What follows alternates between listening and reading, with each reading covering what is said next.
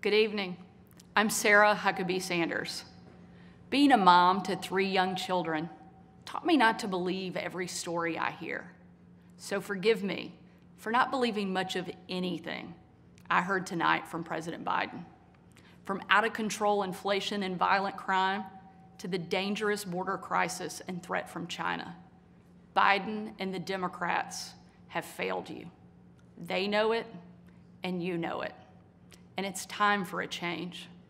Tonight, let us reaffirm our commitment to a timeless American idea that government exists not to rule the people, but to serve the people. Democrats want to rule us with more government control, but that's not who we are. America is the greatest country the world has ever known because we're the freest country the world has ever known, with a people who are strong and resilient. 5 months ago, I was diagnosed with thyroid cancer.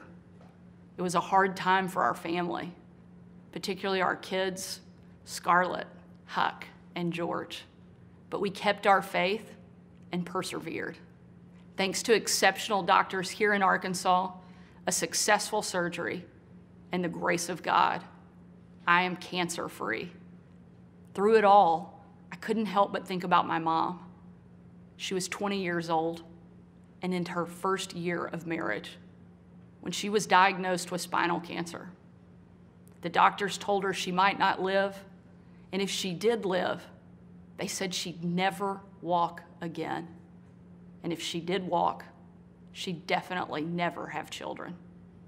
The daughter she was told she'd never have was just sworn in as the new governor of Arkansas and is speaking to you tonight. Adversity and fear of the unknown can paralyze us, but faith propels us to charge boldly ahead. We can't stand still in the face of great challenges. You and I were put on this earth for such a time as this, to charge boldly ahead. I'll be the first to admit, President Biden and I don't have a lot in common. I'm for freedom, he's for government control. At 40, I'm the youngest governor in the country.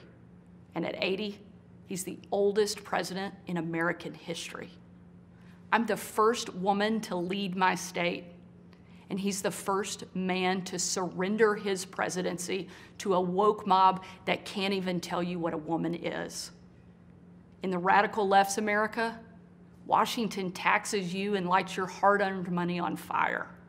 But you get crushed with high gas prices, empty grocery shelves, and our children are taught to hate one another on account of their race, but not to love one another or our great country.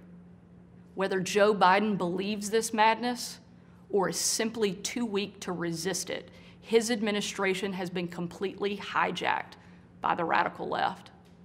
The dividing line in America is no longer between right or left. The choice is between normal or crazy.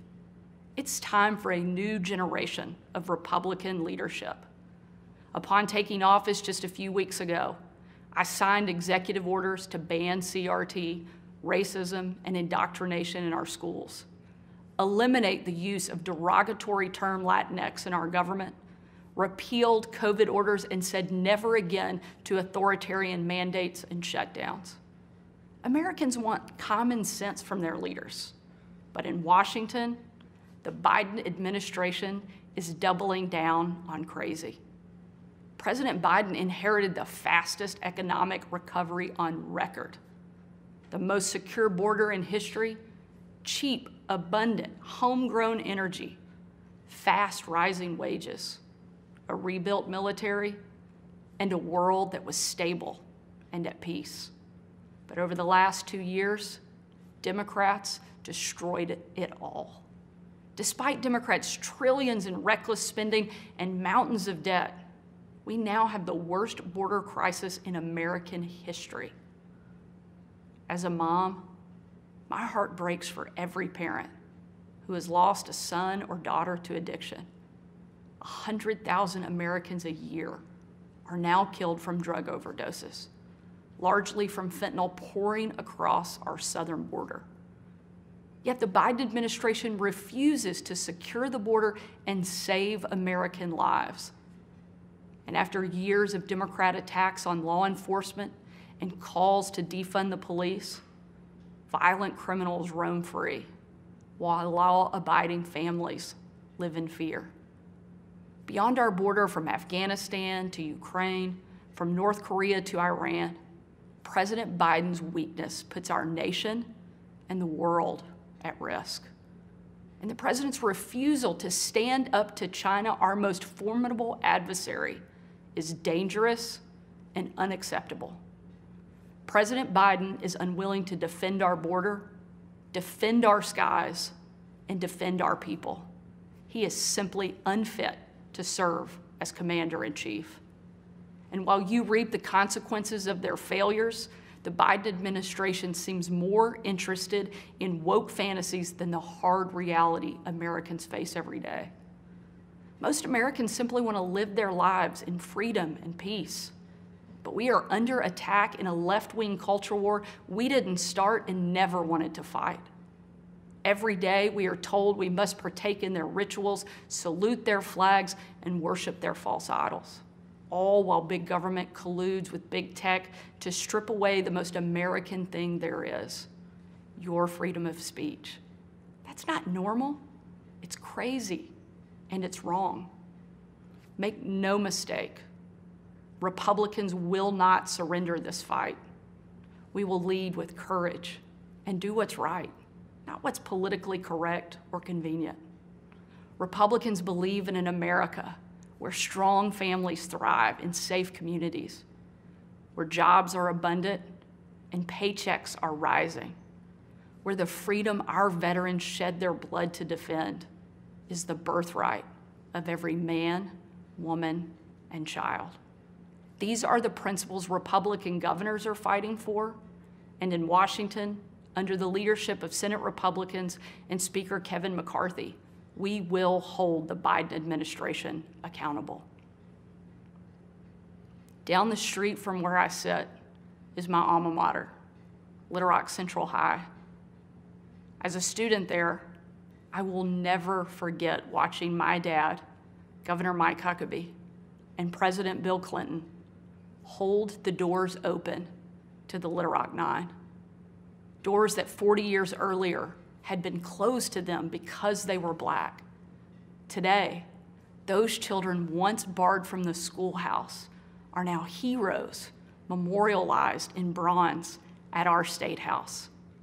I'm proud of the progress our country has made, and I believe giving every child access to a quality education, regardless of their race or income, is the civil rights issue of our day. Tomorrow, I will unveil an education package that will be the most far-reaching, bold, conservative education reform in the country. My plan empowers parents with real choices, improves literacy and career readiness, and helps put a good teacher in every classroom by increasing their starting salary from one of the lowest to one of the highest in the nation. Here in Arkansas and across America, Republicans are working to end the policy of trapping kids in failing schools and sentencing them to a lifetime of poverty. We will educate, not indoctrinate our kids, and put students on a path to success. It's time for a new generation to lead. This is our moment. This is our opportunity. A new generation born in the waning decades of the last century, shaped by economic booms and stock market busts, forged by the triumph of the Cold War and the tragedy of 9/11.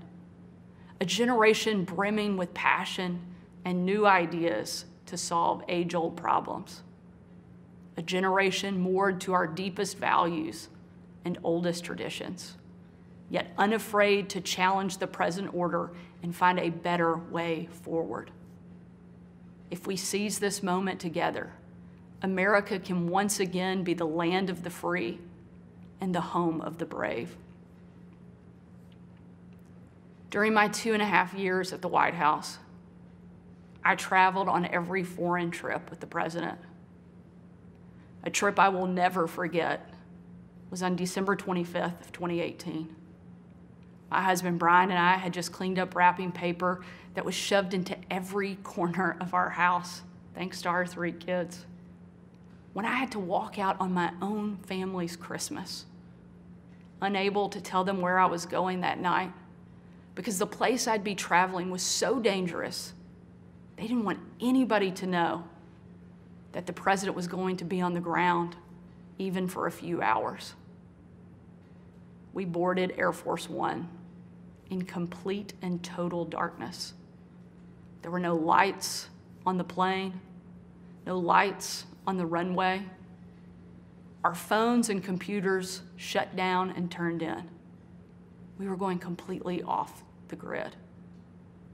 Nearly 12 hours later, in the pitch black of night, we landed in the war-torn part of Western Iraq. It was again a similar scene.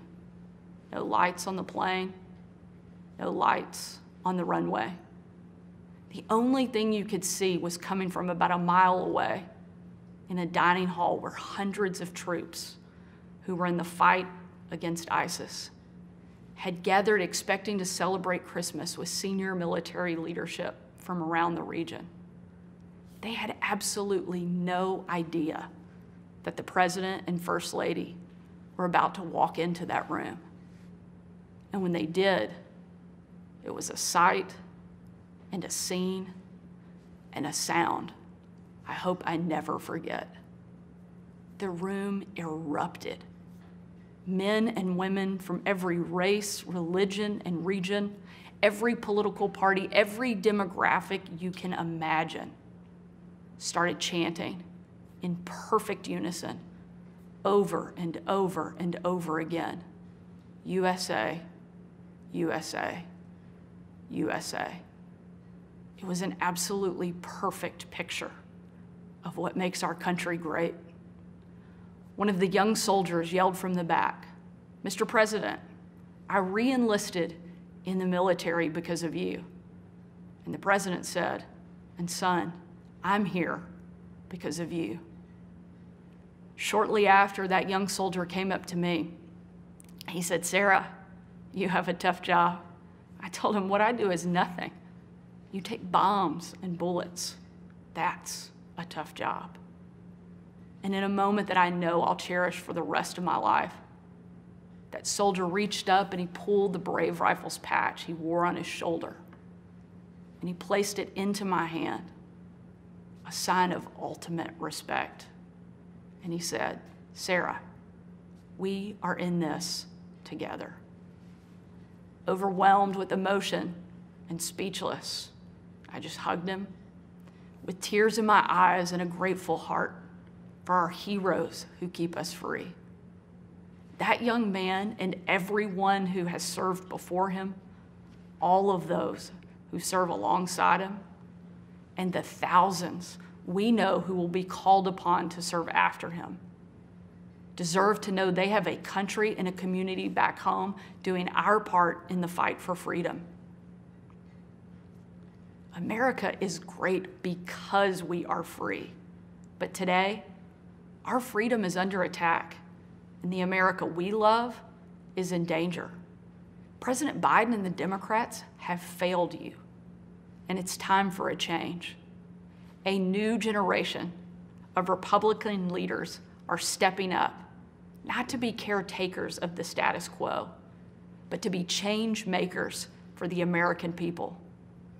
We know not what the future holds, but we know who holds the future in his hands. And with God as our witness, we will show the world that America is still the place where freedom reigns and liberty will never die. Thank you.